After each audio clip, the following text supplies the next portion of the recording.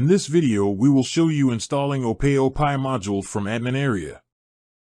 If your website has not been connected to AppShop yet, watch the video connecting to AppShop first and then watch this video.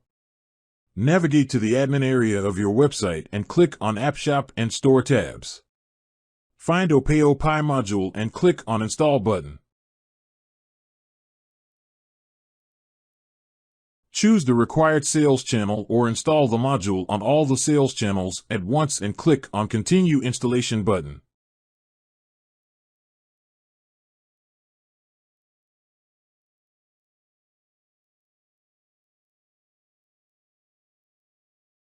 You will see the success page that your module has been installed. Click on Check Settings for the required platform link. You can start configuring your module now. See the links to the videos below demonstrating how to install Opayo Pi Module from osCommerce account, as well as how to configure Opayo Pi Module and test it on the front end.